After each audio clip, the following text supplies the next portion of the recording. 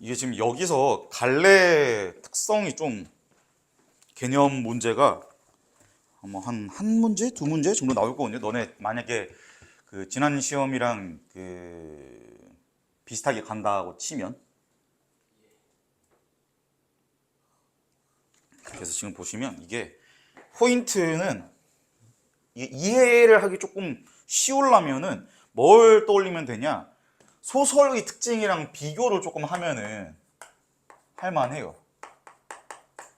지금 자습서 기준으로 메뉴 위에 봐요. 극의 개념. 서술자를 내세우지 않고 등장인물의 대사와 행동을 통해 자아와 세계의 갈등, 사건을 보여주는 문학 양식이다. 이거 진짜 너무 중요한 말이거든요. 너무 중요한 말인데 내가 여기를 딱 읽자마자 오직이 킹받은 포인트가 뭐냐면 자아와 세계의 갈등이라는 단어예요. 왜냐하면 이게 설명을 좀 추가를 해줘야 되는데 매우 진짜 중요한 말이거든요. 설명을 추가를 해줘야 되는데 안 해줘가지고 지금 너네가 이거 뭐 그냥 읽으면 그냥 지나갈 것 같은데 여기서 말하는 자아와 세계의 갈등은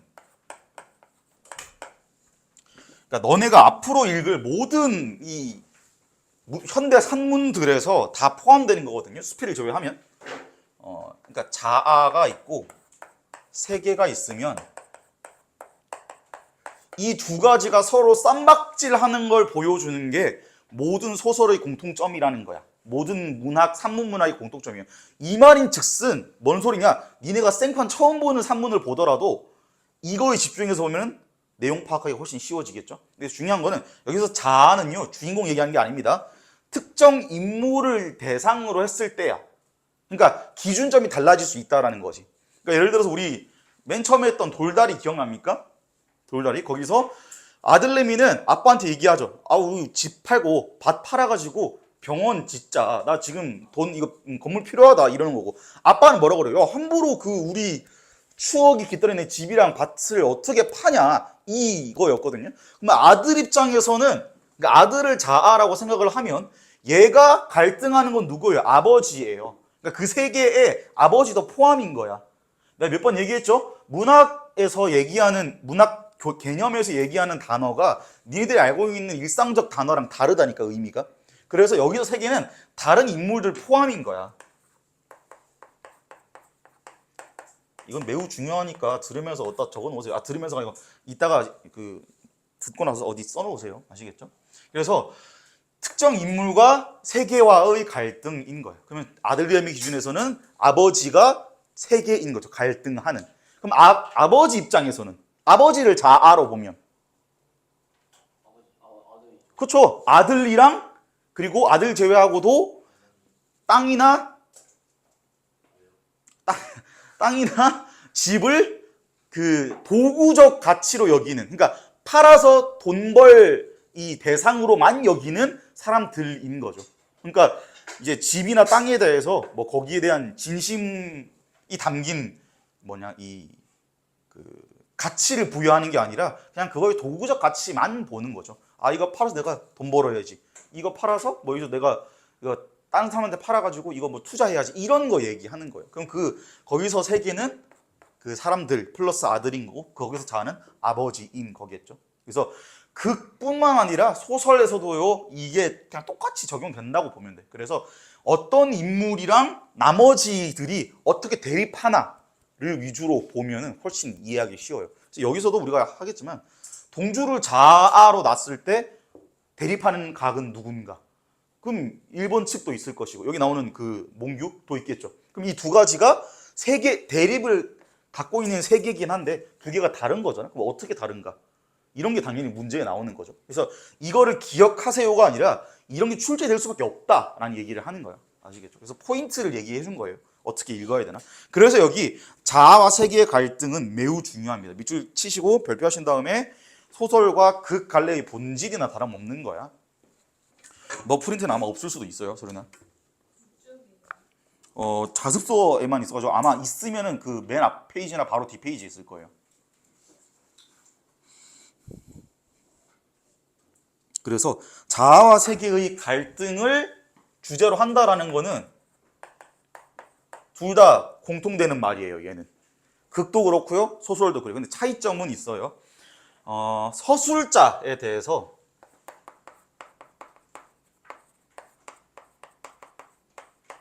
소설은 서술자가 매우 중요해. 사실상 얘가 이야기 이끌어 나가는 거예요. 그러니까 썰 푸는 사람이야. 썰 푸는 사람이 썰을 풀면 그냥 그거를 글로 적은 게 소설이라고 생각하면 썰 푸는 사람이 제일 중요하다는 거지. 얘는 썰 푸는 사람이 있어 없어? 있을 수도 있겠죠. 근데 중요하지 않다고. 소설에 비해서. 이게 왜 중요하냐면 같은 사건이더라도 누가 서술하냐에 따라 이야기가 너무 달라지잖아. 우리 그런 경험 일상생활에서 굉장히 많이 하죠. 그렇죠? 그러니까 애들끼리 싸웠다는 얘기를 할 때도 그 싸운 애들이 누구랑 친했냐에 따라서 들려오는 경험이 달라. 같은 사건인데. 그렇죠? 그거 딱 떠올리면 돼요.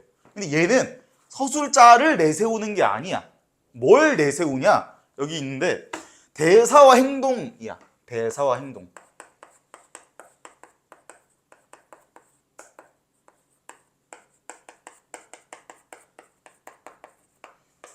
그래서 얘는 서술하는 사람이 딱히 없어.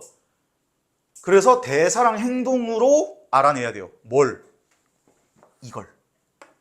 저거를 어떻게 설명하고 있나, 어떻게 하고 있나, 어떻게 일어나고 있나를 여기서는 서술자가 썰을 풀어준다니까? 그래서 막 얘기하면서 저 뭐냐 뭐 할아버지가 이렇게 얘기했다. 혹은 할아버지가 불만 가득한 표정으로 얘기했다. 이런 거. 이거는 서술자가 매우 중요하죠. 어떻게 썰을 푸느냐에 따라서 다른 거니까. 그리고 가끔 작가의 의도와 연결되기도 해. 그러니까 만약에 너네들이 작가야. 근데 막 이 재개발되면서 부자들이 더 부자되고 가난한 사람이 더 가난해지는 게 싫어. 그러면은 서술자가 자기랑 비슷한 생각을 갖고 있지 않을까? 그러면 썰을 풀 때 같은 사건을 풀더라도 되게 부정적으로 썰을 풀겠죠. 근데 만약에 반대로 자기가 기득권이야. 자기는 지금 이 상황이 너무 좋아. 부자야. 그러면 어떤 뭔가 그 도시가 개발되는 상황에 대해서 굉장히 좋게 표현하겠죠. 그러면 이제 그런 거 얘기하는 거고. 얘는 그런 게 전혀 없다라는 거야. 그러면 도시가 개발되는 모습만 보여주는 거야. 그리고 그거에 대한 대사만 보여주는 거고 행동만 보여주는 거야. 설명 안 해준다고. 그럼 이게 어려운 포인트가 될 수도 있고 쉬운 포인트가 될 수도 있겠죠. 당연히. 출제 포인트에서는 어떻게 나오겠어요? 소설에서는 서술자가 중요하기 때문에 서술자의 시선이 어떻습니까? 서술자가 개입을 어떻게 합니까? 서술자의 생각이 드러납니까? 이런 거 물어보는 게 그것 때문이에요. 얘는 뭐겠어요? 이 대사가 무슨 의미일까요? 이 행동이 무슨 의미일까요? 그게 나온다니까. 내가 그때 얘기했잖아. 그 고전 소설에서는 잘 안 나오는데 요즘 현대 영화나 드라마에서 중요한 게 쥐돌이 지순이가 둘이 얘기를 해. 근데 지순이가 갑자기 딸기에 대한 얘기를 하니까 쥐돌이가 눈을 살짝 찡그려. 혹은 눈을 피해. 이게 예전 소설이었으면 그냥 그런 내용에 서술도 안 하고 끝나요. 만약에 극이었으면 뭐야? 우리가 그 장면을 보고 뭔가 생각을 해야 되는 거야. 무슨 일이 있나 보다. 그러면 그 뒤에 보통 나오잖아요. 쥐돌이가 쥐순이의 딸기를 훔쳐먹었다. 이런 장면이 뒤에 나오잖아. 그렇죠? 그럼 이제 그 과정에서 서술자가 설명해 준 게 아니라 이것만 보고 파악을 해야 됐다는 거죠. 만약에 소설이었으면 뭐라 그랬겠어요? 쥐돌이가 눈을 찡긋하며 불편한 기색을 내비쳤다. 혹은 눈을 피했다. 찔리는 게 있는 듯 눈을 피했다. 이런 서술이 나온다니까 친절하게. 얘는 그렇지 않다고요. 그래서 대사나 행동에 대해서 이해가 잘 안 될 수밖에 없는 거야. 얘에 비해서. 같은 갈래면. 아시겠죠? 그리고 더군다나 이 동주라는 그 대본 자체가 배경 지식도 조금 있어야 되고 그 얘기 나오는 어휘들이 쉬운 어휘가 많이 없어. 그래갖고 아마 이해가 좀 더 덜 잘 안 되는 것도 있었을 거예요. 너네 동주 지금 수업은 다 끝났어 학교에서? 한 명도 빠짐없이 다 끝났고 좀 체감 난이도는 어땠어요? 동주? 이렇게. 그 다음에 뭐 극갈래, 뭐 창극, 신파극, 근대극 이런 거 있는데 이거는 뭐 이제 뒤에 이쪽 보면 표로 정리된 부분이 있을 건데 그건 이제 간단히 암기해 주시면 되고요. 희곡의 구성 요소, 해설, 대사 있는데 이게 좀 중요하거든요. 세 가지가 있어요. 이제 극에서 대사는 세 가지가 있다. 그냥 대화, 쥐돌이 지순이가 얘기하는 거. 그 다음에 독백. 석진아, 독백이 뭐야? 아니 그거 나도 알아요. 특징이 뭐냐고.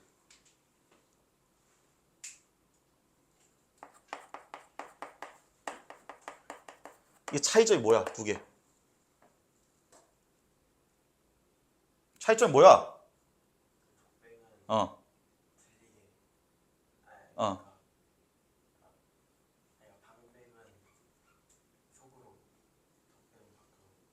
그러면 연극 위에서 배우가 속으로 생각하면 관객 어떻게 듣는데 그걸?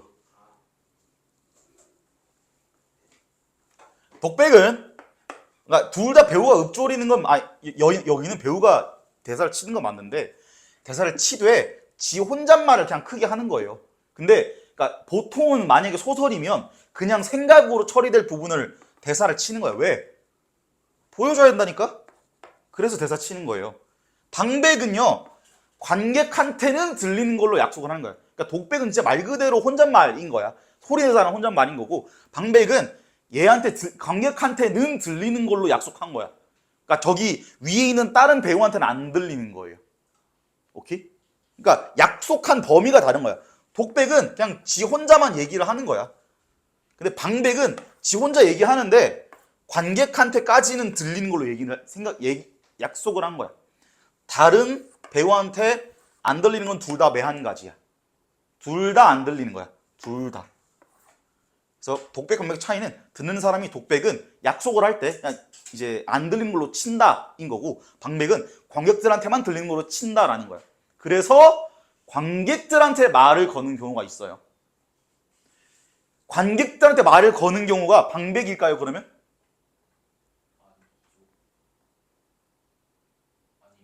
왜 아니야? 다른 배우가 들을 수도 있잖아요. 그게 포인트 아니에요? 오, 맞아요. 관객한테 얘기를 한다고 무조건 방백이 아니고 관객한테 얘기를 하는데 관객한테만 들린다? 방백. 관객이랑 다른 배우도 들린다? 그냥 대화인 거야. 아시겠죠? 이제 요거 구분 잘 하셔야 되고 나중에 연극 한번 보세요. 재밌거든요.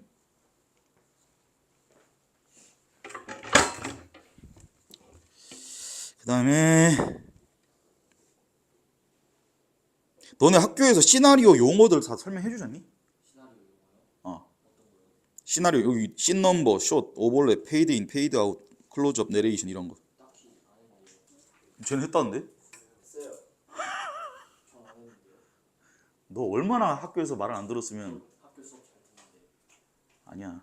잘 듣는 거죠. 오케이. 근데 이건 뭐딱 감이 있잖아요. 그래서 아마 보시면은 괜찮을 것 같은데, 그러니까 페이드 인이랑 페이드 아웃이 있는데 이게 지금 그 오버랩이랑 헷갈리기 쉽긴 하거든요. 그것만 좀 조심하시면 돼. 근데 페이드 인은 밝아지는 거고 아웃은 어두워지는 거니까 그 차이가 있구나. 그것만 알고 계시면 되고요. 그래서 중요한 거는 이거예요. 결국에 차이점이 있고 공통점이 있구나. 그래서 얘가 개념상으로도 중요하고요. 실제 출제 포인트로도 중요하고요. 읽을 때도 중요하다. 드디어 본문 들어가 봅시다. 얘는 좀 제가 이제 동주 이 지문이 중간에 시도 있고 이래가지고 이게 시험에 나왔을 때 충분히 어렵게 나올 수 있는 작품이거든요. 그래갖고 조금 진하게 할게요, 설명을. 응? 아, 그래. 자, 동주가 지금 동주랑 몽규는 사촌이에요. 같이 같은 환경에서 자란 거야, 참고로. 근데 포인트는 뭐겠어요? 같은 환경에서 자랐는데 둘이 생각이 다르지. 그렇죠? 그러니까 출제 포인트 첫 번째는 당연히 동주랑 몽규의 대립 가격. 이거 안 나오면 내 뺨을 때리세요. 아시겠죠? 동주와 몽규는 만주 명동촌에서 태어나고 자란 동갑내기 사촌지간이고 정지영과 백석이 씨름에서 시인을 꿈꾸고 신춘문예의 꽁트가 당선되어서 말 어른들의 자랑이 된다. 이념과 정치에 관심이 많은 몽규는 중국에 있는 독립운동 단체를 찾아가지만 경찰의 감시 대상이 되어서 고향에 돌아오고 동주는 몽규에게 연희 전문학교 지금의 연세대입니다. 로 진학할 것을 제안해서 함께 경성으로 유학을 떠난다. 몽규는 동주, 처중, 여진과 뜻을 모아 민족의 문화와 정신을 담은 문예진을 만들려고 한다. 문예진과 지금으로 치면 잡지 같은 거예요. 잡지인데 이제 그 안에 내용물이 이제 그 문학 작품들인 거죠. 지금도 문예진 많습니다.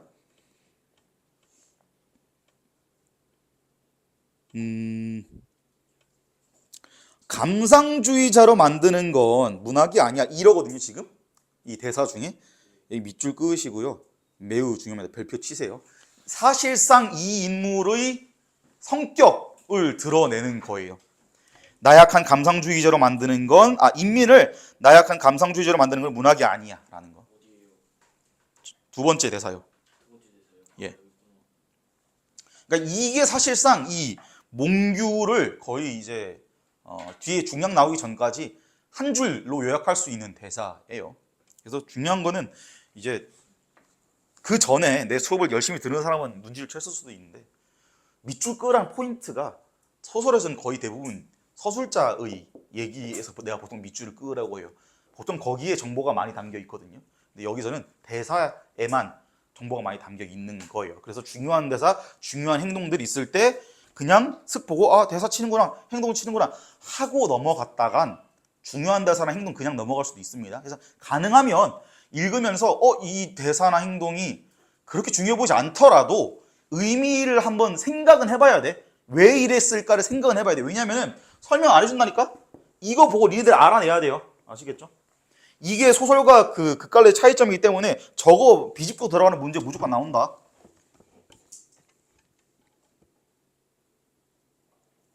그래서 지금 감상주의자 만드는 문학이 아니라고 되어 있는데 여기서 말한 문학이 산문이 아니죠. 시야. 아시겠죠? 시라고. 그러니까 지금 몽규는 산문이랑 시 둘 중에 뭘 더 높게 치는 거야? 산문을 높게 치는 거야. 왜? 그러니까 그럼 뭐가 나약한 거야? 그렇죠. 근데 왜 나약하다고 한 거예요? 지금 시는 왜 나약하게 만드는 거야, 사람을? 감상주의가 뭔데?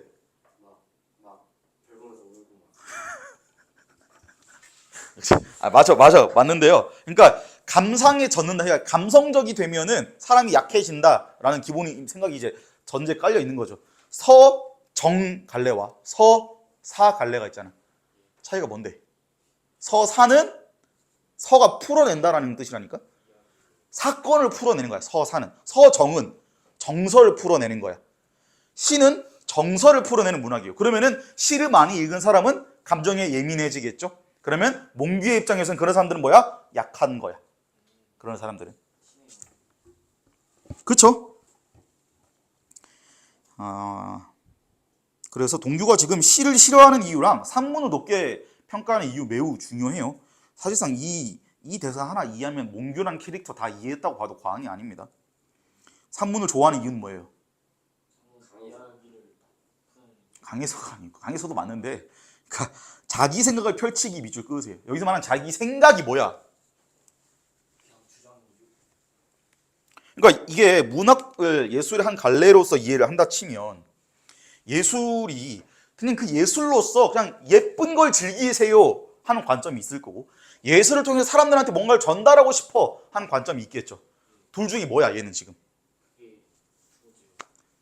메시지 전달인 거죠. 예술을 통해서 메시지를 전달해야 된다. 글을 통해서 예술을 전달해야 된다. 영화나 글이나 그림이나 드라마를 통해서 메시지를 전달하는 게 중요하다라는 마인드인 거예요. 근데 이건 매우 중요한 게 문학에서만 나오는 그게 아니거든요. 기본적으로 그 생각의 사상의 갈래 같은 거고 이게 문학에서 드러난 것뿐이야. 영화가 됐던 드라마가 됐던 소설이 됐던 시가 됐던 어느 갈래나 이렇게 나뉘어요 원래. 나는 내 시에 뭔가를 담고 싶어. 나는 내 시가 그냥 하나의 문학 작품으로서 그냥 예쁘다, 아름답다라는 감정만 주고 싶어. 이 두 개는 무조건 나뉘어요. 출제 포인트도 그렇게 나뉩니다. 볼만한 게 있어 하면서 이건 필력이 있긴 한데 이광수 선생 작품 같다. 여기서 이광수가 누구예요?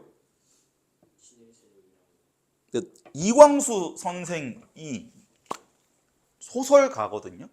소설가인데요. 여기서 나온 거는 친일파예요. 친일파 매우 이제 유명한 찐한 친일파인데 근데 문제가 이 사람이 쓴 무정이라는 소설이 있거든요. 그게 최초의 현대 문학이야. 우리나라 역사상 최초의. 그래서 작품도 중요는 해요. 근데 그 사람이 1910년대에 무정을 쓰고 20년대 후반부터 약간 머리가 가가지고 그때부터 적극적으로 친일을 하거든요. 그때 쓴 글 보면 가관이야. 우리 조선 사람들은 한국 시민으로서 군인이 되어야 한다. 이런 걸 막 신문에 게재해가지고 군인이 되자, 군인에 지원하세요 이런 걸 쓰고 그랬거든요. 그런 사람입니다. 그래서 관습과 이념을 타파하자고 하는 일이다. 여기 있네. 밑에 동주가 얘기합니다. 지금도 마찬가지지. 관습과 이념에 사로잡혀서 함부로 단정짓는 건을 이제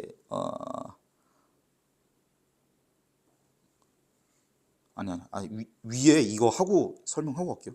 이광수, 최남성 같은 변절자들 따라하는 글은 다 던져버려 있죠. 얘도 이제 친일파에 대한 반감인 거고. 여기서 말하는 관습과 이념은요, 그러니까 쉽게 말하면 전통적 관습과 이념 이야기하는 거야. 아시겠죠? 그러니까 몽규가 관습과 이념 자체를 부정한 놈이 아니에요.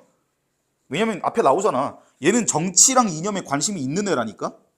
몽규는 이념과 정치에 관심이 많은 애예요. 그래서 여기서 얘가 말하는 정치와 관습과 이념은 전통의 관습과 이념이야. 써놓으세요. 이거 안 적혀 있거든요, 대사에. 그리고 자습서에도 안 적혀 있어요. 이거 무슨 의미인지.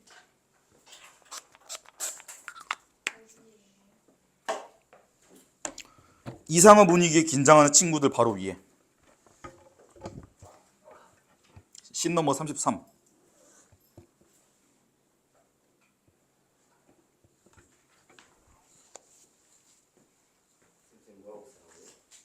여기 있잖아. 관습과 이념 여기 이거. 거기 말하는 관습과 이념이 전통적 관습과 이념이에요. 찾았니?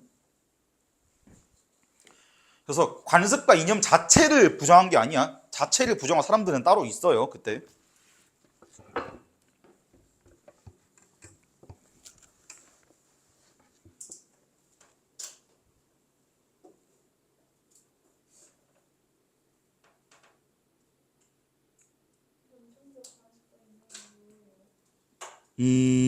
굉장히 다양한데요.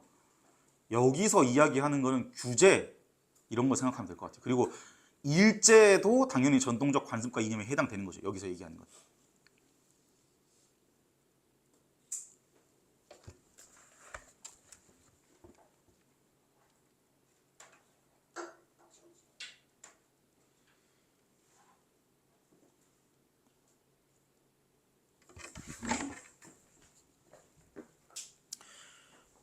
당시 그 사회적 배경 얘기를 조금 뒤에서 할까 했는데 지금 하는 게 낫겠네요.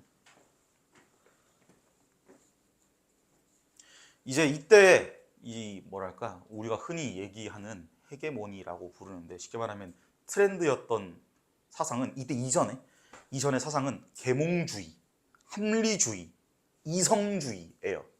그러니까 이성주의, 그 다음에 합리, 그 다음에 계몽. 예요.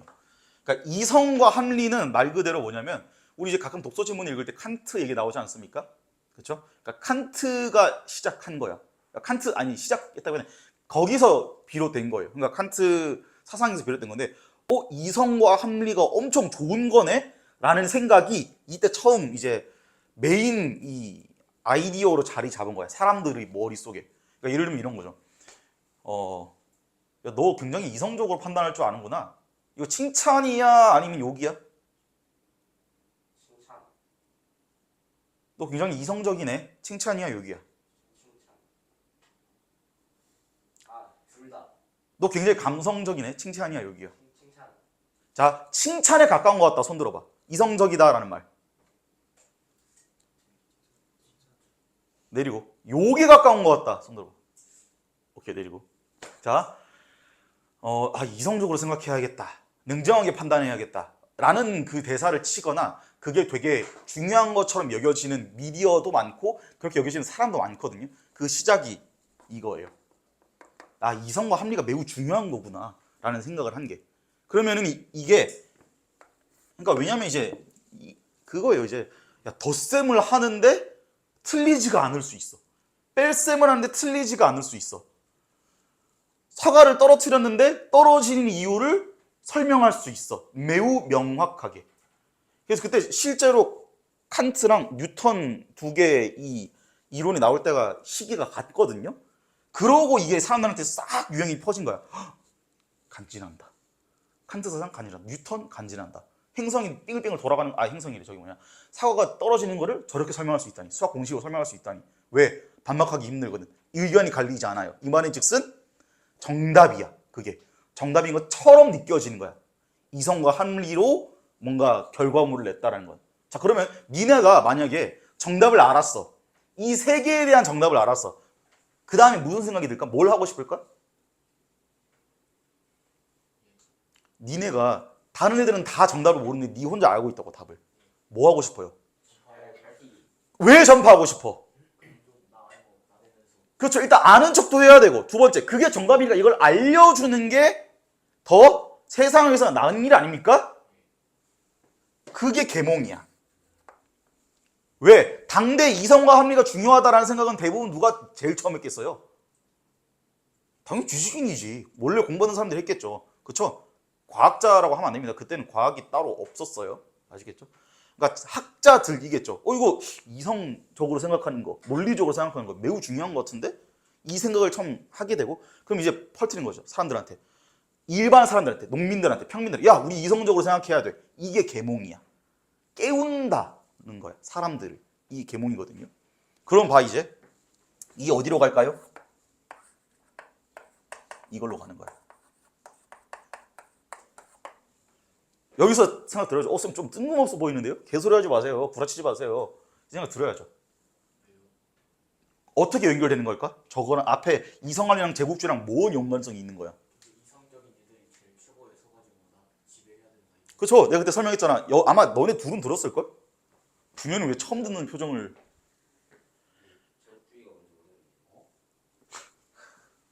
그러니까 제국을 건설하자. 이게 제국주의. 내가 얘기했잖아. 주의는 뭐야? 그걸 중요하게 생각하는 애들이라니까. 민주주의, 민주를 중요하게 생각하는 거. 인민주의, 인민을 중요하게 생각하는 거. 공산주의, 공산을 중요하게 생각하는 거.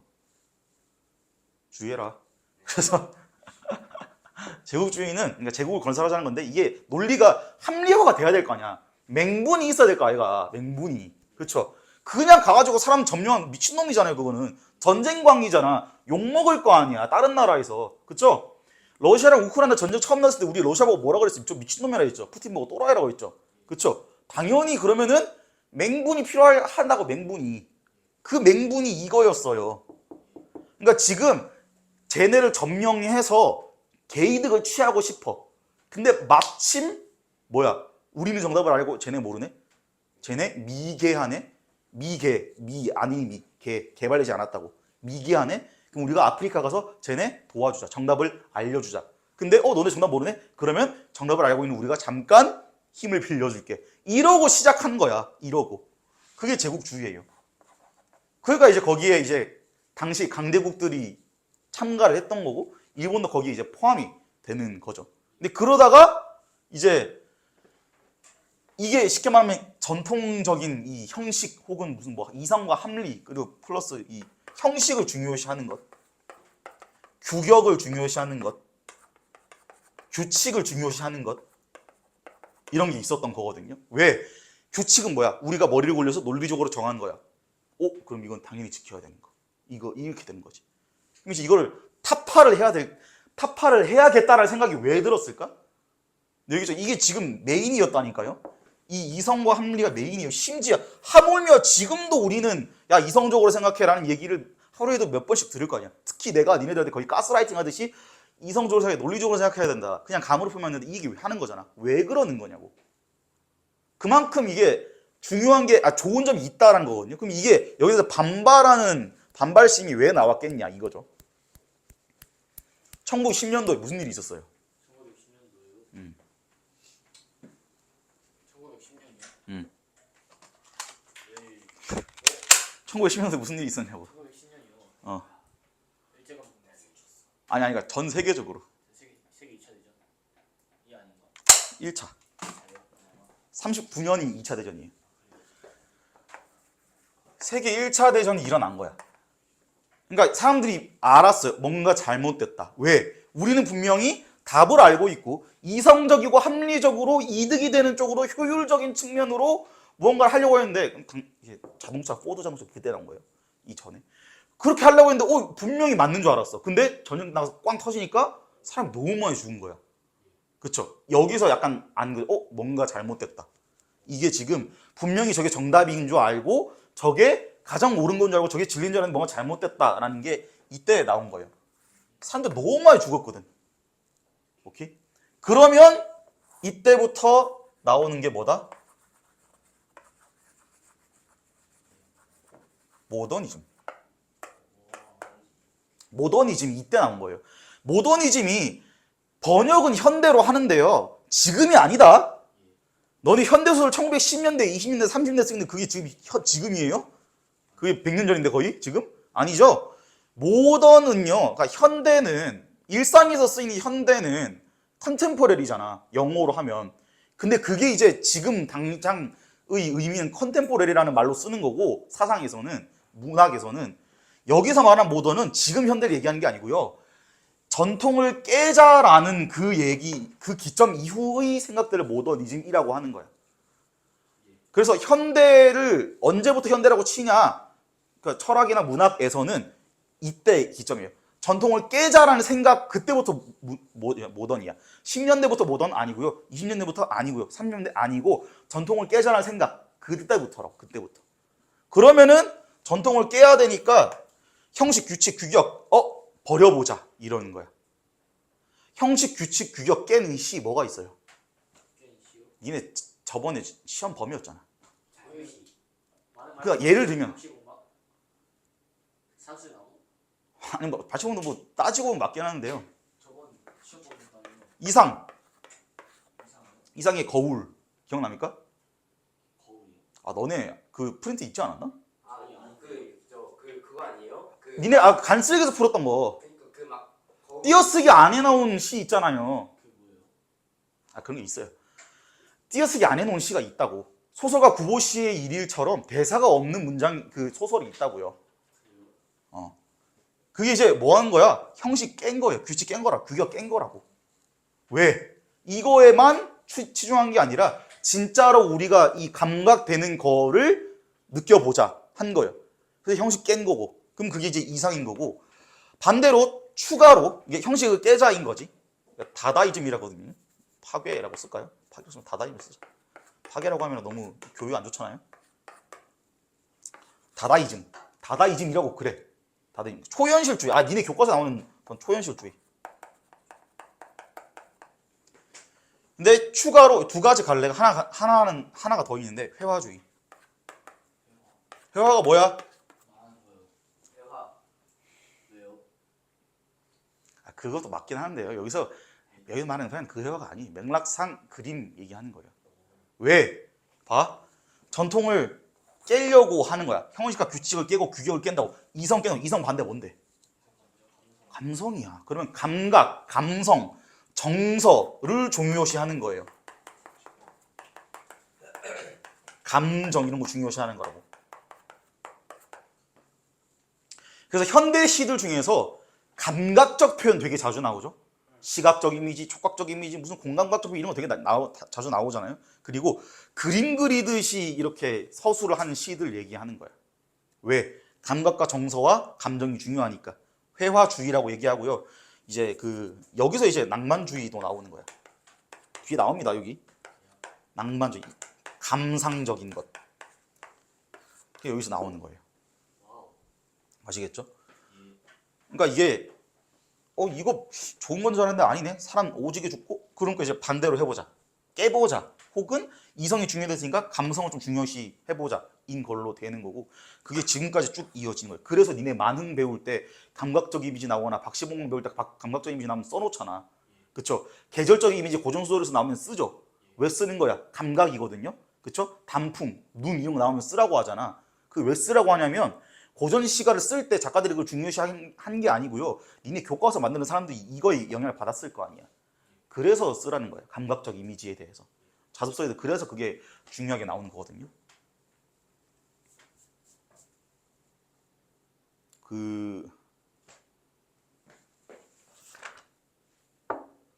산수유나무 농사. 그거 기억납니까? 뿌리가 어쩌고 저쩌고 해가지고 나무 그늘 노란색 그늘 어쩌고 그거야 그거. 감정과 감각, 그림을 장면 위주로 얘기하는 시. 고전 소설에서 그렇게 그림 그리듯이 얘기 안 하잖아요. 왜? 그때는 형식이 더 중요했거든. 3원보, 4원보, 7호조, 4사조 이런 게 더 중요했거든. 아시겠죠? 그래서 여기는 지금 여기서 얘기하는 이 누구냐? 몽규가 얘기하는 관념과 이념의 타파는 이거예요. 이거야. 그래서 얘의 입장은 지금 이거라고 생각하면 되는 거예요. 아시겠죠? 그래서 내가 아까 얘기했던 이 이상 이런 경우가 아예 이념이랑 관습 자체를 그냥 부정하는 경우가 있어. 그게 이제 이런 경우인 거예요.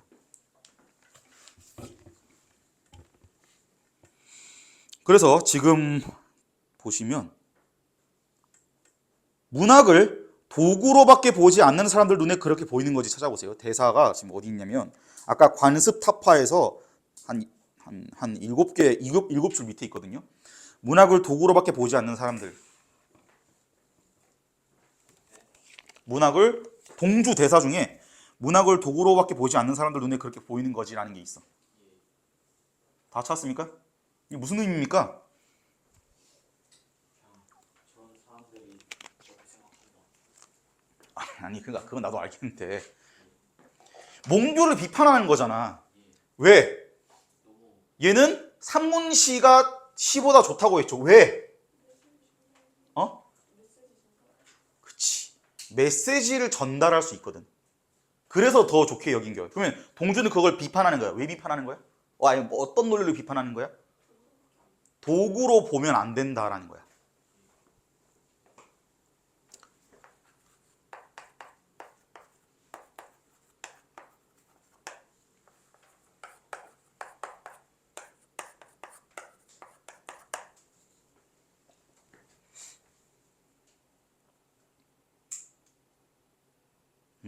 이게 이제 그러니까 가치의 종류거든요. 가치가 뭔데? 좋은 것. 뭐가 됐든 사람들한테 좋은 것인데 좋은 것의 종류야. 도구적 가치, 목적적 가치, 외재적 가치, 내재적 가치. 목적적 가치. 그러니까 본질적 가치. 그러면 동주 입장은 뭐예요? 그냥 시를 그 자체로서 좋아해야 된다인 거고 그 자체가 좋은 거다라는 거고 몽규는 뭐야? 산문, 그러니까 글 예술이 왜 좋은 거야? 메시지를 전달할 수 있는 도구라서 좋다라는 거지. 그래서 이제 이 생각이 이렇게 다른 거지, 두 명이.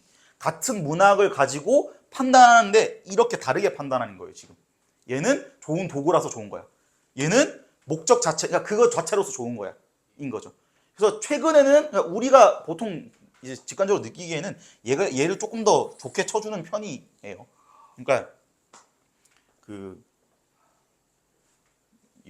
예를 들어서 우리가 특정 뭐 캐릭터를 좋아한다거나 만화를 좋아한다거나 영화를 좋아한다거나 누군가의 팬이라고 할 때 무언가를 좋아할 때 그게 이제 본질적으로 좋아서 좋은 거랑 그렇지 않은 거랑 차이가 많이 나거든요. 예를 들면 뭐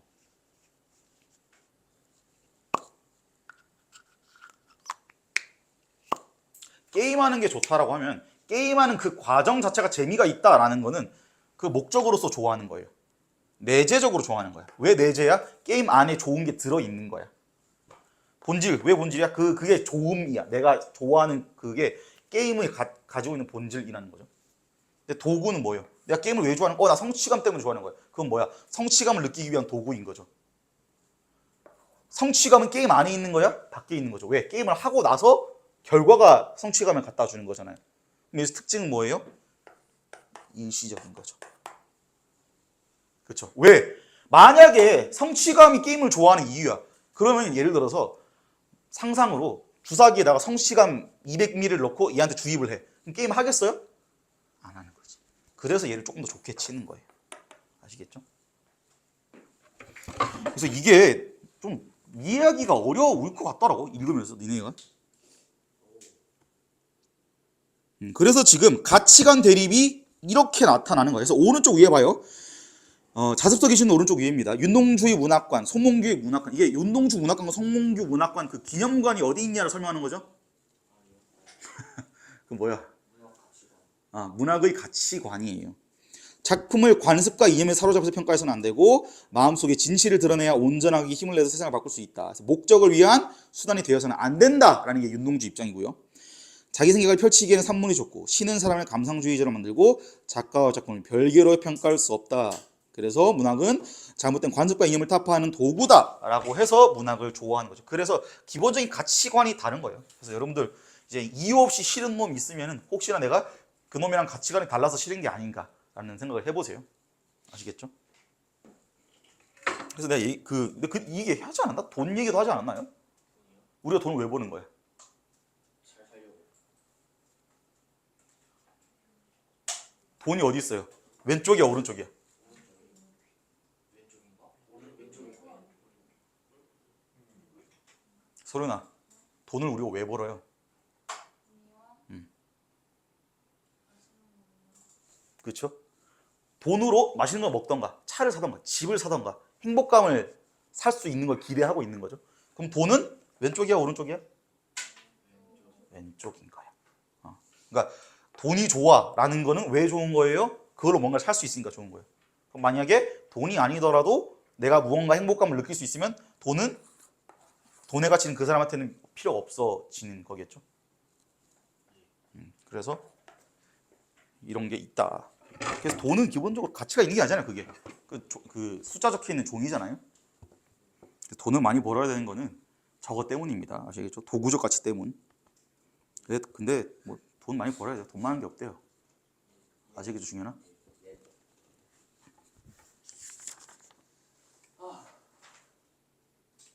그래서 이 장면에서는 이게 중요하고요. 그래서 특정 대사나 중요한 장면은 설명을 드릴 건데 일일이 다 하진 않을 겁니다.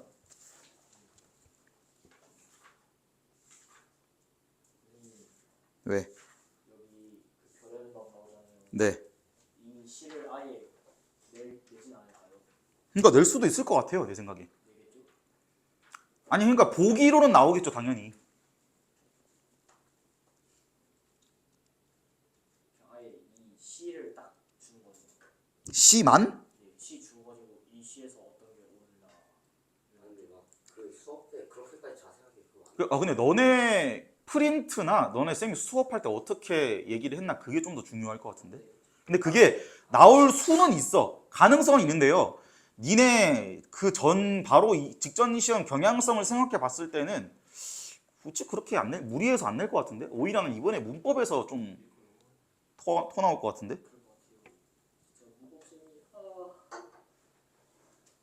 그래서 뒤에 뭐 정지영 선생님한테 인사드리러 갈래 말래 뭐 이럽니다. 갈래 말래.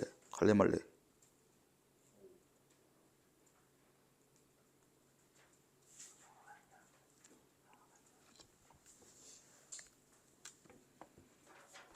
여기 자습서 기준으로 67쪽입니다. 별에는 밤이 들어 있잖아요. 이거 매우 매우 매우 중요합니다. 특정가 동주가 아니더라도 특정 작품 안에 시가 있다? 너무 중요해. 왜 중요하냐면 내가 아까 시가 뭐라고 그랬어? 서정갈래라고 했죠. 정은 뭐야? 감정이라니까? 감정을 풀어내는 문학이에요. 그러면은 작품 안에 시가 들어있다라는 건 왜 넣었겠어요, 작가가? 심심해서 넣었겠냐? 글자 수 채우려고 그냥? 의도가 있는 거죠. 의도가 뭔데? 소련아, 의도가 뭐겠어요? 시를 넣은 의도가 뭐겠어, 작가가? 감정을 풀어내는 갈래가 시인데 그러면은 굳이 시를 여기 왜 넣었어? 분위기잖아. 그치. 분위기, 감정을 표현하고 싶었던 거예요. 이제 작가들이 시를 쓸 때 함축을 해서 거기에 감정을 함축하는 거잖아요. 그러면은 여기도 당연히 함축되어 있겠죠. 그렇죠? 그러면 시가 원래 뭐가 함축되어 있고 무슨 정사가 함축되어 있는지가 중요한 거잖아. 그럼 작품 안의 시는 왜 중요하겠어요? 작품 안에서 중요한 정사나 중요한 분위기를 함축하고 있으니까 중요한 거야. 아시겠죠? 작품 안에서 시가 나왔을 때 뭐야 이거 뭐 DLC인가 보네 혹은 보너스인가 보네 이러고 그냥 지나가면은 얻어갈 게 아무것도 없습니다. 그래서 매우 중요하게 봐야 하는데 그래서 옆에다가 공백에다 써놓으세요. 인물의 내면 심리를 비유적 함축적으로 표현함. 공백에 여기 그 내레이션에 별에는 밤 있는 거 있어요. 별 하나의 추억과 별 하나의 사랑과 여기. 쪽수는 모르겠는데.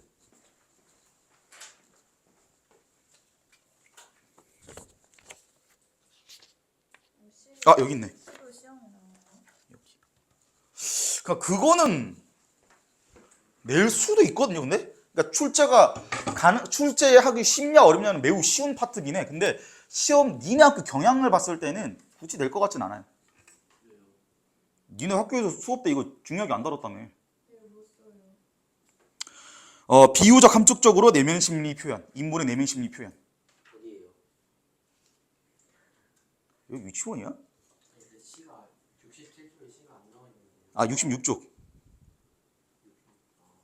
별 하나의 초록과 별 하나. 야 서른이 쟤는 다른 거 보고 있다고 해도 얘는 니네는 뭐야 도대체?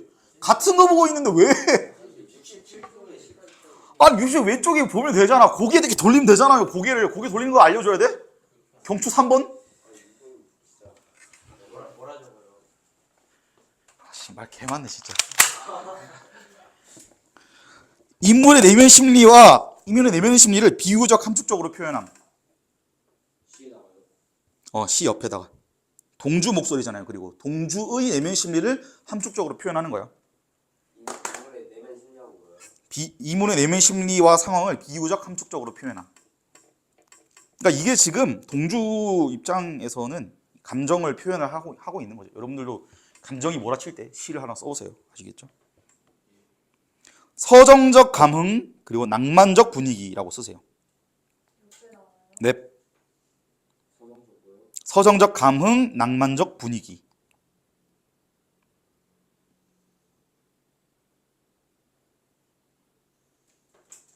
그 다음에 단조로운 구성에서 벗어남.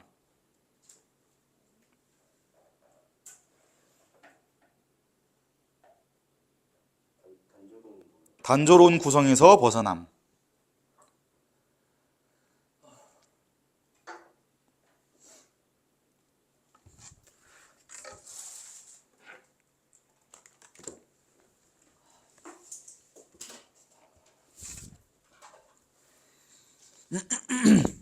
정지용 선생님한테 여진이가 뭐 인사드리러 가자 이러는데 동주는 별로 안 가고 싶어 합니다.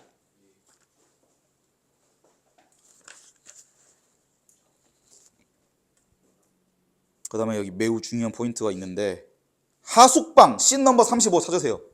씬 넘버 35 하숙방.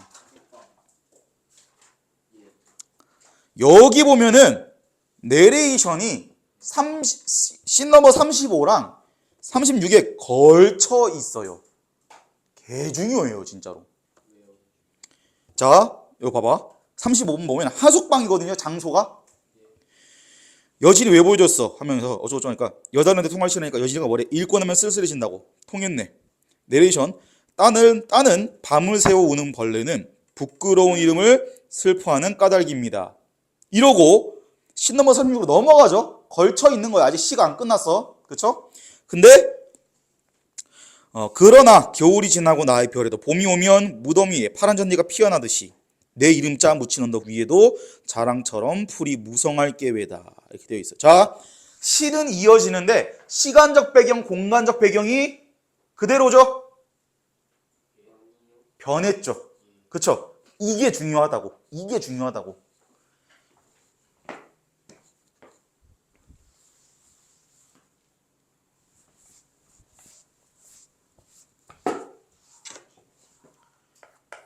그러니까 시는 이렇게 이어지는데 씬 넘버 장면은 지금 이렇게 되는 거잖아. 그쵸? 이렇게 돼 있는 거죠. 그러면 여기는 지금 하숙방이죠. 과거예요. 여기는 현재. 밤이고요. 독방이야. 독방이 뭐야? 감옥. 그쵸. 감옥에 있는 거죠. 중년이처럼 잘못 저질러가지고. 그러면 여기서 근데 시를 이렇게 걸쳐놨네? 아 이거 엔터키 잘못 친 거죠 작가가? 아니요. 그럼 뭐야? 그냥 적당히 좀 여기서 이렇게 가가지고 좀 슬프다. 뭔 소리야 그게. 의도가 있겠죠. 엔터를 잘못 친 게 아니잖아. 그쵸? 그럼 의도가 뭘까요? 그치. 왜? 아까 내가 얘기했잖아. 작품 안에 시는 왜 있는 거야?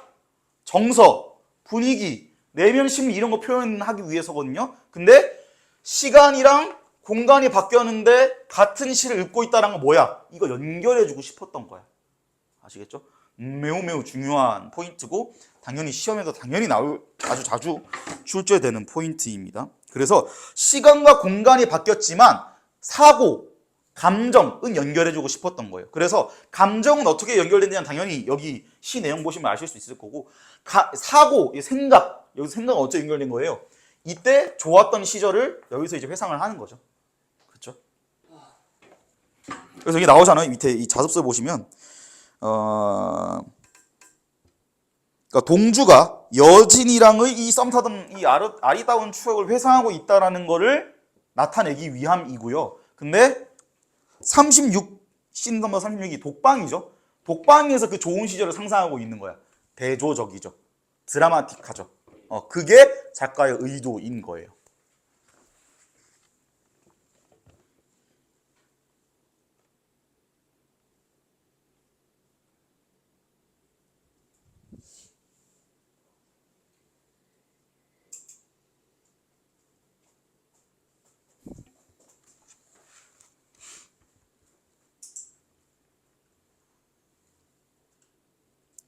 소련아, 너 썼니? 썼어요? 씬 넘버 35에 시 옆에 시간과 공간 배경이 바뀌었고 사고와 감정은 연결되었다 쓰세요.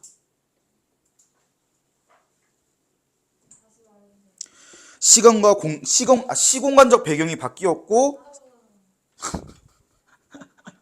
시공간적 배경이 바뀌었고 사고와 감정은 연결이 된다. 배경이 바뀌었고 사고와 감정은 연결된다. 여기서 감정은 이 시가 나타내는 감정이고 사고는 상상, 그러니까 회상. 여진과의 추억을 회상하는 거죠.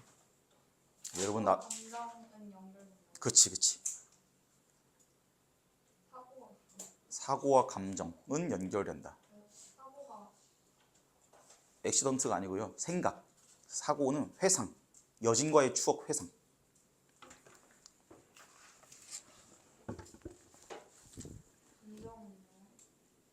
감정은 시의 내용인데 따로 설명 안 드렸어요. 네. 그래서 중요한 거는 35의 마지막에 있는 내레이션이랑 36의 첫 번째에 있는 내레이션의 한 시라는 게 중요해요. 아, 거기 페이지 따로 있니? 아, 그래? 그럼 그 밑에서 쓰세요. 뒤에 씬 넘버 36의 시와 연결이라고 쓰세요. 아니, 뭐 어디다 쓰든 상관없어. 이따가 쌤이 봐줄게요. 그 다음에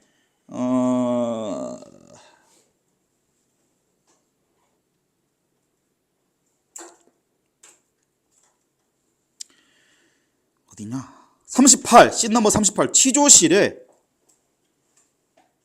특고가 송몽규와 함께 꾸민 일이잖아. 사인해. 이럽니다. 그 밑에 뭐래요 지금? 비밀리에 조선호 교육활동가 징집령을 이용해 황군의 주요 거점 시설로 침투 이래요. 그러니까 이게 지금 서류에 적혀 있는 내용이죠. 동주가 읽고 있는 거예요. 그러면 이 말인즉슨 일본군 입장에서는 동주한테 이거를 이 누명을 씌우고 싶은 거죠. 그렇죠? 황군은 뭐예요? 황군이 뭐야, 중현아? 한국에 있는데 그러니까 어디 그게 무슨 나라예요, 황국이? 일본. 그렇죠. 그러니까 일본의 군부대에 침투하려고 했지 않냐라는 누명을 씌우고 싶었던 거야. 이 일본 군은. 아시겠죠? 근데 밑에 봐. 동주의 원고 상자를 만지며 너의 사상적 바탕이 여기 다 있잖아. 이렇게 되어 있어요. 이게 지금 윤동주의 시가 우리가 이제 여러 번 읽어봤으면 알겠지만 우리 윤동주의 시 정도는 이미 다 줄줄 꿰고 있잖아요, 여러분. 그렇죠? 그래서 알겠지만 저항하는 내용이 대놓고 있는 건 아닌데 없진 않아, 그렇다고. 그래서 그거 보고 얘기하는 거예요. 몰아가는 거야. 너 여기 저항하는 내용의 시가 있지 않느냐. 그쵸? 근데 동주 입장에서는 뭐예요? 실제로 얘는 액션을 했어, 안 했어? 안 한 거죠. 몽규랑 다른 거야. 반대인 거죠. 그러니까 지웠네. 그러니까 몽규와 동주가 이렇게 있으면 얘는 실제로 뭔가 액션을 하자는 입장이었고 왜? 그러니까 문학을 도구적 가치로서 좋다고 했잖아요. 왜 좋다고 했는데? 그치. 메시지 전달을 위한 도구로서 좋다고 했어. 그러면은 몽규의 목적은 뭐야? 반대. 그렇죠. 둘 다 맞아.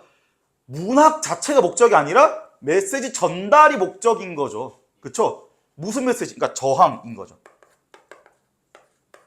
얘 자체가 기본적인 목적이었던 거야. 그러면은 몽규한테 중요한 건 이거였어요. 근데 동주는 뭐라 그랬어? 문학을 왜 좋다고 했어요? 그냥 그 자체로서 좋은 거라고 얘기를 했던 거고 얘랑 이제 기본적으로 가치관이 달랐잖아. 그렇죠? 그래서 얘는 액션을 취하진 않았어요. 실제로. 그리고 액션을 문학을 통해서 취해야 한다는 입장이 아니었던 거야. 문학은 그냥 문학으로서만 보자는 입장이었던 거죠. 소명 알겠지?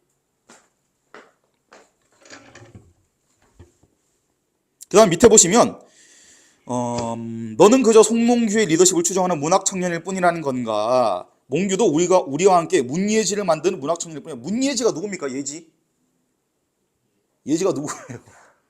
문예지가 누구냐고.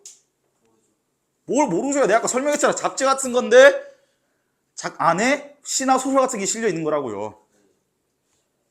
서구 문학에 빠져든 나약한 조선인 유학생, 현실을 외면하거나 보지 못하는 이상주의자, 나르시시즘에 빠진 병원 문학. 이 병원은 하스피털 문학이 아니고요. 병의 원인이란 뜻이에요. 병원균 할 때 그 병원이야. 나르시시즘이 뭐야? 그건 짝사랑이에요, 그게? 짝사랑이에요, 그러면? 그렇죠. 나르시시즘 이러잖아요. 나르소스라는 사람이 있어요. 그리스 신화에 나르소스라는 놈이 있는데 그 놈이 굉장히 잘생기기로 소문이 났어요. 근데 얘 미친놈이야. 강바닥에 미친 자기 얼굴을 보다가 반해버렸어요. 제정신이 아니죠? 너무 많아서 계속 보고 있는 거야. 지린다. 오늘 미모 폼 최고다 오늘. 죽어도 연이 없다. 그래가지고 실제로 죽어버렸어요. 강물 보다가 빠진 거예요 거기다가.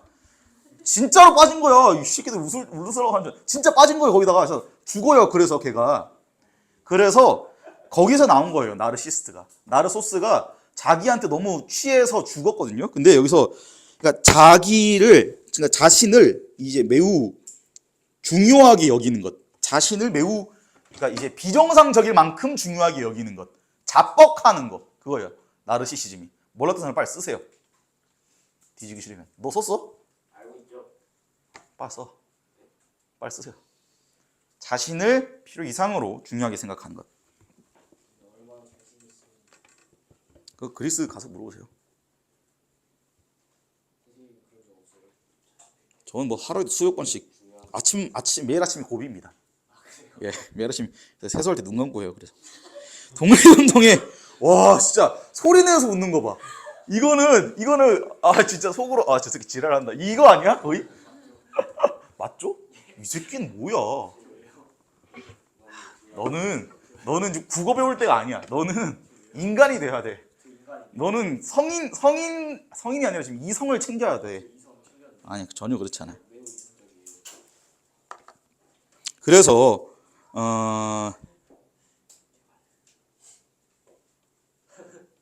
몽규도 평범한 유학생일 뿐입니다라고 하는데 이제 몽규는 사실은 뭔가 액션을 했다라는 차이점이 있고요. 밑에 보시면 인물의 성격과 특징 이러면서 동주는 차분하고 과묵한 성격, 순수성과 예술성 중심. 그러니까 이게 포인트야. 순수성과 예술성을 중시했다는 거야. 그러니까 예술다워야지. 예술이 예술로서 가치가 있어야지 이 얘기를 하는 거예요. 영화도 마찬가지고요. 그림도 마찬가지고요. 저런 관점 자체는 다 있어요. 여기서는 그 대상이 문학이었을 뿐이야.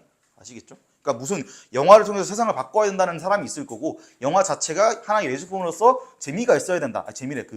아름다워야 한다. 이런 입장도 있을 거예요. 그래서 여러분들이 보통 영화관에서 보는 대부분의 이제 영화들은 대중예술이기 때문에 어떤 특정한 그 수요나 필요를 겨냥하고 만들어진 영화인 겁니다. 그래서 우리 보통 이제 그 뭐 광고 포스터나 혹은 옛날에 이제 교과서에 있던 무슨 선동 공산 포스터나 이런 게 목적을 갖고 만들어진 예술인 거지, 그런 거는. 여기서는 근데 동주는 예술 자체가 목적이어야 된다는 입장이고요. 그래서 이래서 얘가 지금 여기 뭐냐 부끄러움을 느끼는 거거든요. 근데 중요한 거는 왜 부끄러움을 느끼냐면은 이 부끄러움을 못함의 출처가 행동하지 않음이에요. 행동하지 않음이 출처야. 근데 자, 왜 행동을 안 했을까? 왜 행동 안 했을까? 동주가? 배고파서?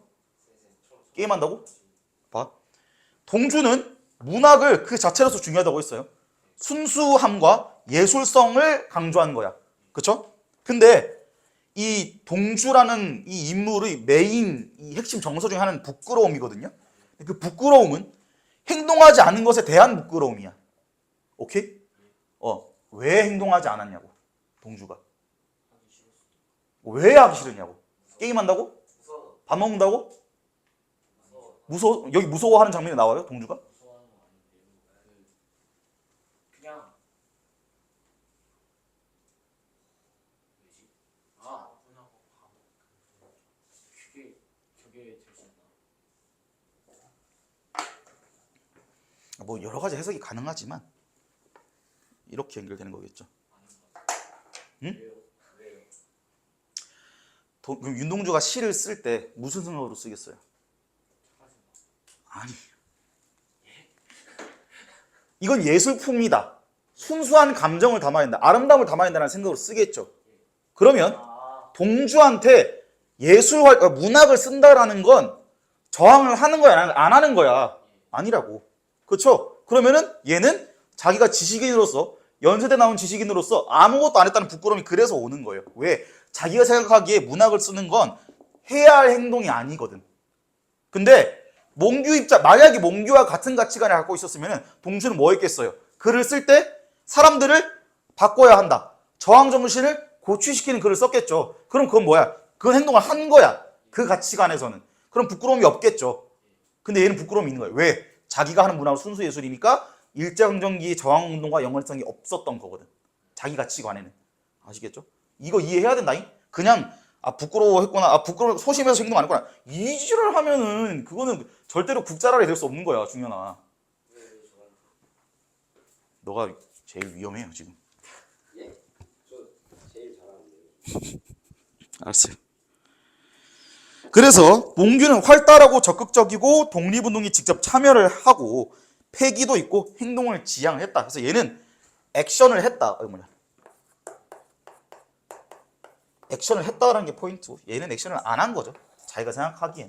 근데 여기서 말하는 액션은 그냥 뭐 동작 그 자체를 이야기하는 게 이야기하는 게 아니에요. 뭐 걷고 자고 얘기하는 게 아니라 저항의 행동인 거죠. 얘는 저항의 액션을 한 거고요. 쟤는 안 한 거고. 그래서 자기가 생각하기에는 자기 시가 저항 정신이 없다라고 생각했던 건데 일본군이 보기에는 너 여기 저항 정신 있지 않냐 이러고 있는 거야.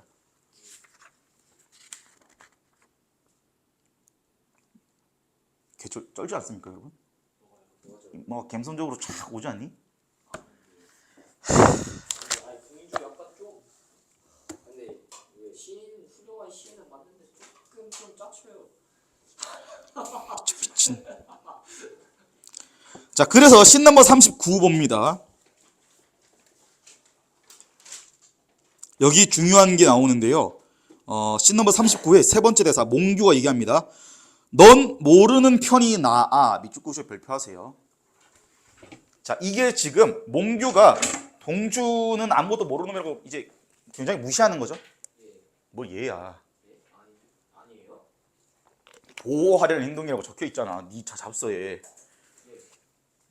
그러니까 몽규는 뭐예요? 얘는 액션주의자라니까 행동을 하는 놈이에요. 한다면 하는 놈이야. 다 때려 부시고 이러는 놈이라니까. 그러니까 얘는 지금 독립운동 하러 가는 거예요. 그쵸? 근데 동주한테는 일부러 얘기 안 해주는 거야. 왜? 아니 그러니까 그게 무시하는 거잖아. 그게 아니고요. 그 얘기를 해주는 순간 얘가 그걸 알고 있잖아. 그럼 네가 일본군이에요. 그럼 동주부터 고문할 거 아니야. 어디로 갔냐고 물어보면서 쇠막대기 달가가지고 칙 하면서 몽규 어딨어? 이랬을 거 아니냐고. 용기를 먼저 적었고 할거 아닐까요? 그게 야 무슨 그때 당시 일본군이 무슨 CCTV 깔아놨어요? 그거 어떻게 찾아야 될 거 아니냐고. 몽규가 만약에 독립운동을 하고 다니면 얘도 생각이 있으면 도망을 댕길 거 아니야. 공주도 생각이 있으면 도망을 튕기겠죠. 아니에요? 아니 그래서 이제 몽규는 동주한테 일부러 얘기를 안 해준 거죠. 그걸 알고 있으면 얘가 위험해지니까. 그렇죠? 그래서 그러니까 최대한 몽규는 동주가 자기가 하는 일이랑 거리가 있다라는 걸 이걸 유지해주고 싶었던 거야. 아시겠죠? 사랑하니까 널 떠나는 거야. 뭐 이런 거죠. 그래서 동주가 섭섭해하고요. 그다음에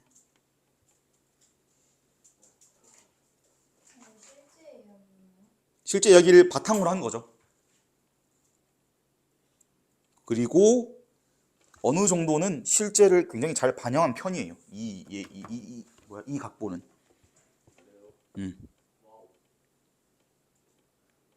그러니까 연세대 가야죠, 여러분.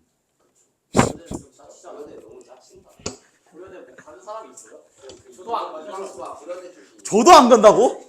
너 뒤진다 진짜. 내가 너 2년 후에 가가지고 고대 이하가 너 죽여버릴 거야 내가 진짜로. 진짜 척추를 접어버릴 거예요. 참. 아 싫어요. 방금 저 말해서 싫어.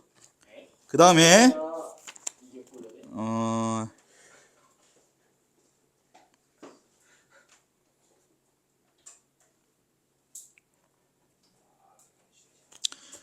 여기 이제 흑백으로 영화가 찍어놨거든요.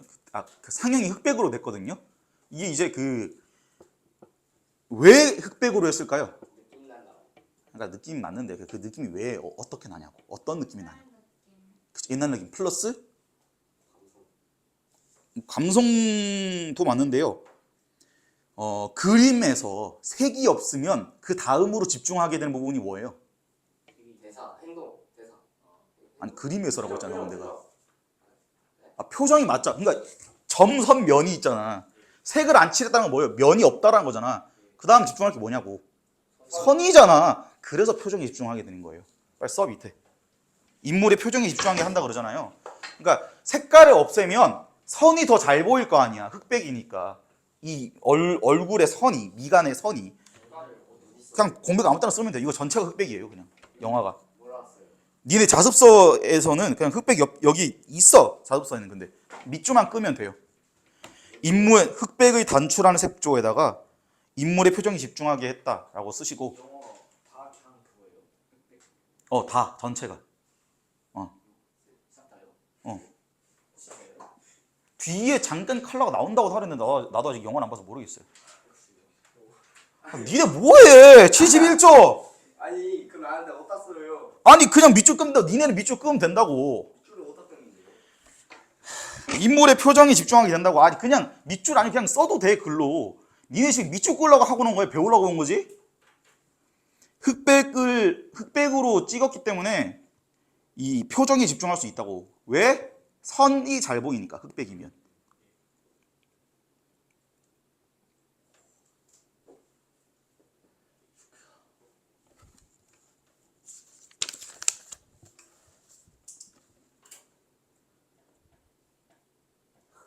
그 다음에 씬 넘버 97 매우 중요한 부분인데요. 괄호에 동주와 몽규 교차 편집이라고 되어 있죠. 매우 중요한 포인트예요. 그러니까 시간적 배경이랑 공간적 배경은 같은데요. 공간적 배경은 같은데요. 인물만 바뀌는 거야. 인물만. 그러니까 그러면 비슷한 상황에서 같은 상대방인데 말하는 놈이 다른 거잖아. 대사 치는 사람이 다른 거예요. 그러면은 몽규가 같은 상황에서 무슨 대사를 치는지, 동주는 그 상황에서 무슨 대사를 치는지 비교하기 너무 쉽지 않을까? 그쵸? 그걸 의도한 거야. 작가는 지금. 그래서 교차 편집 옆에다가 쓰세요. 교차 편집 적혀놓은 옆에다가 다양한 시각이라고 쓰여요. 다양한 시각. 네. 다양한 시각. 그러니까 비슷한 상황에서 동주가 대사 치는 게 나오고 몽규가 대사 치는 게 나오거든. 이게 다른 장면이야. 교차 편집이 번갈아 가면서 보여주는 거예요. 씬을. 알아버렸어요. 그래서 상황이 같은데 인물이 달라졌을 때 대사가 달라지니까 차이점이 더 뭐랄까 강조되겠죠. 그러니까 이제 내가 지금 여기서 뭔가를 질문을 했을 때 석진이가 하는 대답이랑 준현이가 하는 대답이 다를 거 아니야. 그러니까 그게 이제 동시에 보여졌을 때 차이점이 잘 드러나겠죠. 그걸 노리기 위해서 이렇게 한 겁니다. 편집을. 그래서 이 일이 동시에 일어나는 건 아닌데 동시에 일어나는 것처럼 보인다는 거지.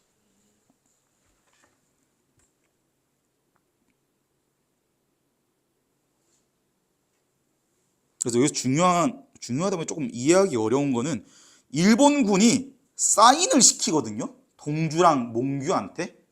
왜 시킵니까 지금? 쌍이님. 사인이요. 사인. 사인을 시켜. 왜 사인을 시키냐고. 증거. 그쵸. 서류를 남기는 거야. 근데 여기 중요한 거는 실제로 팩트가 중요한 게 아니고요. 동주 입장에서 왜 사인을 시키냐, 몽규 입장에서 왜 사인을 시키냐가 달라. 왜 어떻게 다를까요 이게 지금? 동주 입장에서 사인을 시키냐, 몽규 입장에서 사인을 시키냐. 그러니까 몽규는 이제 이거는 쓰진 않아도 됩니다. 여기 잡서 있어요. 왜? 아니에요. 그러니까 몽규는 일본군이 얘네들이 일단 나쁜 놈이란 걸 알고 있는 거야. 그러니까 나쁜 놈 생각하는 거야. 얘는 지금 몽규는. 그러면 굳이 서류를 주는 이유가 뭐겠어요? 원래 어떻게 할지는 정해져 있는데 그냥 명분 만드는 거야. 절차 만드는 거라고. 근데 동주 입장에서는 이 서명을 강요하는 게 서명 자체로서 뭔가 목적이 있다라고 생각을 하는 거지. 그래서 니네 이거 서명하는 이유가 니네 지금 불리해지니까, 전쟁에서 불리해지니까 이거 기록 남기려고 하는 거 아니냐, 이런 식으로 생각을 하는 거죠. 실제로 점점 후반으로 갈수록 불리해진 거고. 근데 이제 일본이 항복을 안 해가지고 그 핵폭탄 빵 터뜨린 거잖아요.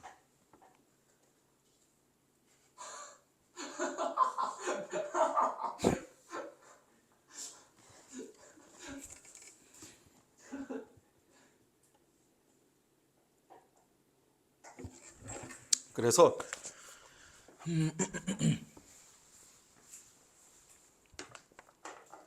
특고 입장에서는 서류를 왜 주냐? 국제법, 합법을 지키기 위해서다 라고 얘기를 해요. 왜? 우리는 문명국가거든. 우리는 개발된 문명국가거든. 너희들은 개발이 안 된 미개한 문명국가가 아니거든. 근데 우리는 문명국가니까 이걸 한다. 이게 특고의 입장이에요. 특고가 누구예요? 경찰. 특수 고위 경찰인 거고. 근데 이제 몽규 입장에서는요,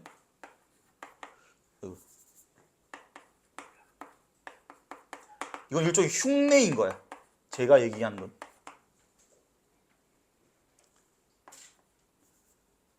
흉내고 열등감 숨기기라고 보는 거죠.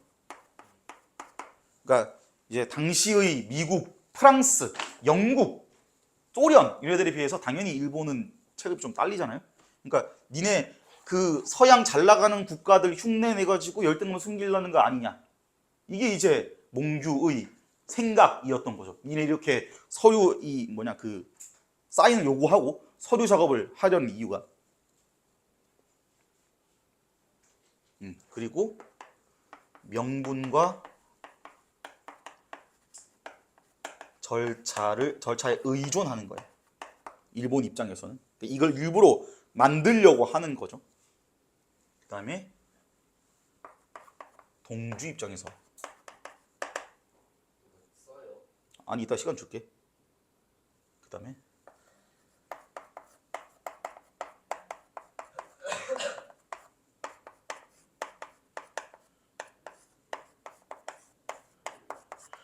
패전을 대비해서 서명을 강요하고 있구나라는 걸 알게 된 겁니다. 이거 간파한 겁니다. 아시겠죠? 이 필기는 이따가 시간 줄게요. 아시겠죠? 근데 이제 그러니까 이 중요한 거, 너네 이거 이해됩니까? 패전 대비해서 서명을 강요한다고 이해는 돼? 너네? 패전이랑 서명이랑 뭔 상관인데? 그러니까 회전이 뭐예요? 지는 거예요. 패배. 그러니까 아니 쟤네가 우리나라랑 싸우고 있는 것도 아니고 다른 나라랑 싸우는데 왜 동주한테 저거 서명을 강요해요? 그쵸? 그러니까 이상하지 않냐고, 이해 안 되지 않냐고. 왜 이러는 거냐면 전쟁에서 진 나라는요, 이긴 나라가 책임을 묻기 시작하거든요. 그러면 이제 그 과정에서 범죄가 일어났을 거 아니야. 그러면은 만약에 서명을 안 받고 누구를 죽였어. 그럼 이거 뭐예요? 범죄인 거지. 전쟁 범죄인 거야. 서명을 받으면 범죄가 안 되는 거예요. 그러니까 일본 입장에서는 이러다가 질 수도 있겠다. 그러면 지들이 했던 구린 짓거리들을 정리를 해야 될 거 아니야. 명분이 있었던 일입니다. 짜잔 이래야 될 거 아니냐고. 그거 하는 거야 지금. 그러니까 윤동주가 생각하기엔. 이해됐죠? 그러니까 일본도, 그러니까 동주는 이제 간파한 거죠. 니네 지금 쫄리니까 이러는 거지. 이렇게 간파를 한 거고. 그 몽규 입장에서는 니네 어차피 그 들어놓는 거 아는데 그 절차와 행정이 흉내 내지 마라. 거기에 의존하는 척하지 마라. 그리고 니네 서양 열강들 부러워서 걔네 흉내내는 거 다 알고 있다. 니네 열등감 때문에 이런 거 아니냐. 이게 몽규 입장인 거고.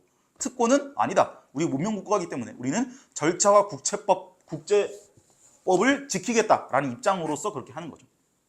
그래서 그 세 개 차이가 매우 중요하고 매우 이해하기가 조금 미묘하기 어렵기 때문에 여기 설명을 드렸고, 여기서 아주 중요한 부분이 나옵니다. 씬 넘버 97이네. 씬 넘버 100 바로 위에 보시면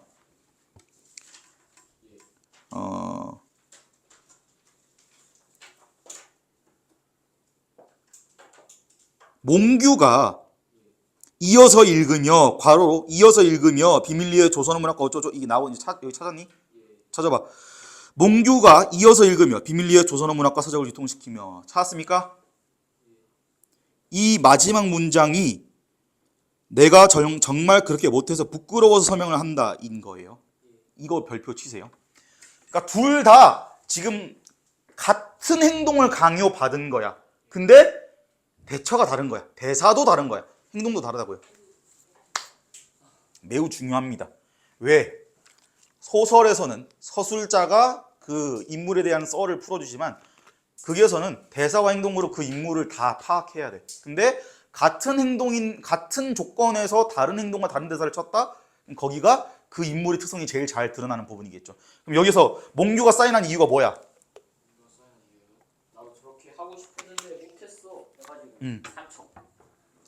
그렇죠. 부끄러워서 서명을 하는 거예요. 일종의 뭐 한 척이 될 수도 있는 거고, 혹은 이제 진짜 말 그대로 부끄러워 그냥 뉘우친다 약간 이 마인드로 했을 수도 있는 거고요. 근데 그 밑에 보시면 동주가 얘기합니다. 저는 서명하지 않겠습니다. 정말로 부끄러운 생각이 들어서 못하겠습니다. 그러니까 부끄럽다라는 감정은 똑같은 거야. 출처가 다른 거야. 몽규는 왜 부끄러운 거야?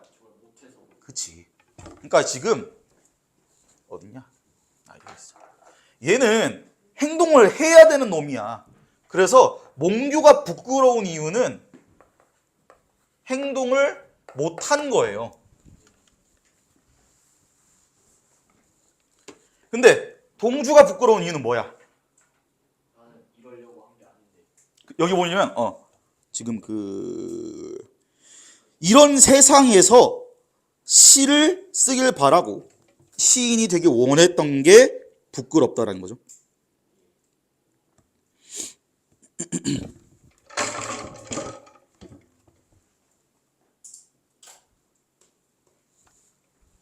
그래서 얘도 결국에 행동을 못했다는 건 맞거든요. 근데 이제 다 부끄러움으로 이어진 거야.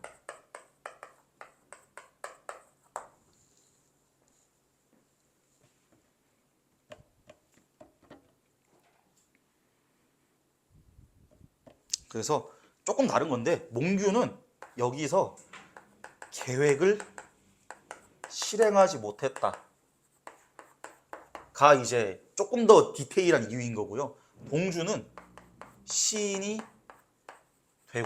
되려고 했다. 이게 부끄러운 거야. 왜?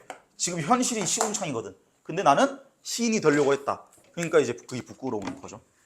그래서 비슷한 점도 있는데 다른 점도 있어요. 이 부분이 내신 시험에서 어떻게 이 약간 힘들게 나오냐면은 선지를 봤을 때 맞는 말인 것 같기도 하고 틀린 말인 것 같기도 하고 그렇거든요. 그래서 맞는 걸 고른다, 틀린 걸 고른다 이렇게 풀면 안 됩니다. 문제에서 요구하는 조건에 맞는 걸 고른다라고 풀어야 돼. 아시겠죠? 왜냐면은 이게 관점에 따라서 몽규랑 동주가 같은 생각을 가졌다라고 얘기할 수도 있고 다른 생각을 가졌다고 얘기할 수도 있어. 이게 애매한 포인트예요. 오히려 모의고사나 수능이었으면은 기본적으로 전국적으로 치러지는 시험이기 때문에 그 시험지 위에 모든 단서들을 다 넣어놔야 되거든요. 객관적인 단서들을. 그래야 논쟁의 여지가 안 생기니까. 근데 내신 시험은 시험지 위에 있는 텍스트 말고도 니네가 쌤이 수업 때 했던 내용들도 단서에 포함이 되기 때문에 여기서 어떻게 얘기할지를 모르는 거야. 둘 다 가능은 한 거예요. 그래서 내가 늘 얘기했잖아. 문학 시험은 허용 가능성을 보는 거야. 허용 가능성. 이 선지가 허용될 수 있나 없나를 보는 거야. 그냥 대충 읽고 맞아보는데 틀려보이는데 그게 아니에요. 아시겠죠? 그 다음에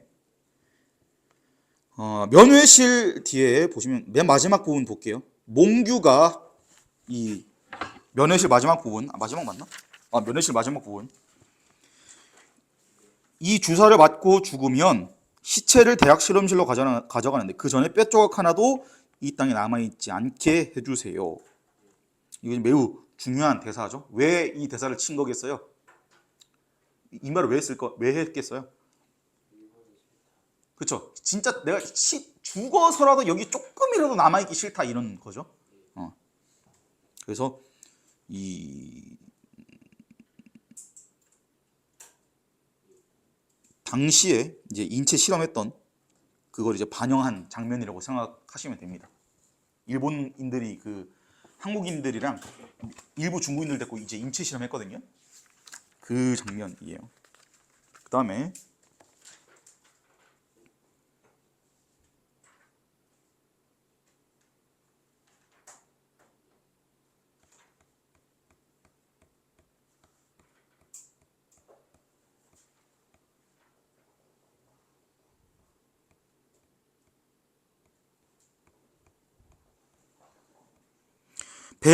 씬 넘버 102 독방. 얘가 이제 적혀 있긴 한데요. 워낙에 중요한 부분이어서 한번 언급을 드리면 잎새에 이는 바람에도 나는 괴로워했다. 이거 왜 괴로워했을까? 그냥 조금만 스쳐도 그러니까 왜? 그쵸. 후회 플러스 부끄러움 이런 거. 그러니까 이미 자기는 내면이 이미 너무 괴로운 거야. 그러니까 저기 보기에 나뭇잎 하나가 바람에 팔랑거린 그거조차도 너무 고통스럽다라는 거죠. 근데 그게 그 고통스러움이 어디서 오는 거야? 이상과 현실의 괴리. 이상은 뭐예요? 내가 시인으로서가 아니라 배운 사람으로서 최소한 뭐라도 했어야 됐는데 이 이상적인 나인 거고 현실의 나 뭐예요? 아무것도 하지 않고 그냥 시인으로서 소극적인 삶을 산 거. 두 개가 괴리감이 있는 거죠. 그러니까 이제 이게 괴로운 거예요. 아시죠? 여러분들이 이제 지금 쉬고 싶지만 현실은 여기서 이제 열심히 동주를 공부하고 있을 때의 그 괴로움. 아시겠죠?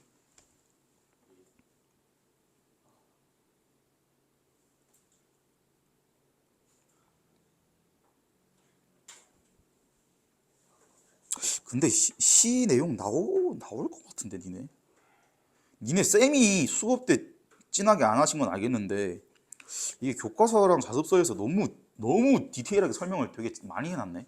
근데 이 쌤이 자습서 이 내용 다 똑같이 해놨어요. 그럼 나올 수도 있을 것 같은데? 뭔가 쌤 특성상 귀찮아서 안 할 수도 있을 것 같고. 아니야. 근데 이게 국문과 전공자 입장에서 이걸 봤는데 윤동주 시를 안 낸다? 참기 힘들어요. 이 끓어오르는 감성을 참지 못하고 윤동주 시를 출제하지 않는다? 참기 힘들어. 어떻게 참아 이거? 그냥 하시죠. 이 시를.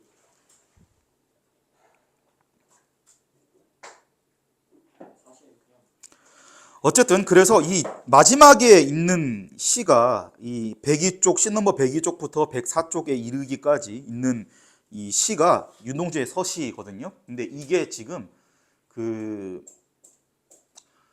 원래 시라는 게 맥락에 따라 의미가 달라지잖아요. 그렇죠? 그러면은 이 영화 속 맥락에서 어떤 의미를 가지는지가 좀 중요해요. 아시겠죠? 그 부분은 여기 적혀 있긴 한데 문제 풀 때 그거를 조금 염두에 두고 풀라는 거야.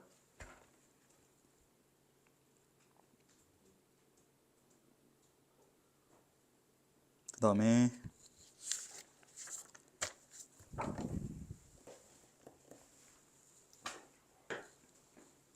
여기서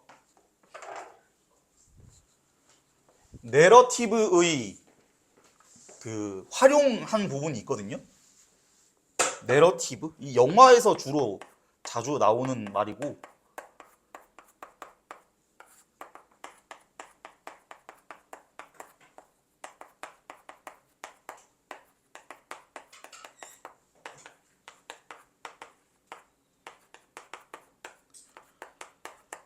이거 써놓으세요.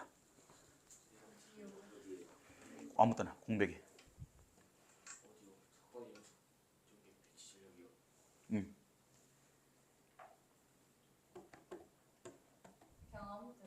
넵 공백에다가. 왜냐면 이게 그러니까 이 내러티브는 개념어긴 한데 이게 왜 중요하냐면 이 작품에서 내러티브를 활용을 잘 했기 때문이에요. 그러니까 쉽게 말하면 이게 사건의 연속과 전개인데요. 배치 전략인데요. 이 지금 이 시나리오가 사건 전개대로 서술된 게 아니잖아. 중간에 회상도 있었고 교차 편집도 있었죠. 그렇죠? 그게 이걸 활용한 거야. 사건 배치를 할 때 전략적으로 배치한 거야. 썰을 풀 때 결말을 앞에서 얘기를 해도 했을 때 재밌는 게 있을 거고 마지막에 결말 얘기하는 게 재밌는 이야기가 있잖아. 그런 거 보고 이제 내러티브라고 해요. 사건을 어떻게 배치하냐, 어떻게 전개하냐, 연속된 사건이 어떻게 있냐, 배치 전략을 어떻게 했냐. 그래서 이 작품은 이걸 굉장히 잘 활용한 시나리오이기 때문에 저 개념은 알고 있어야 됩니다.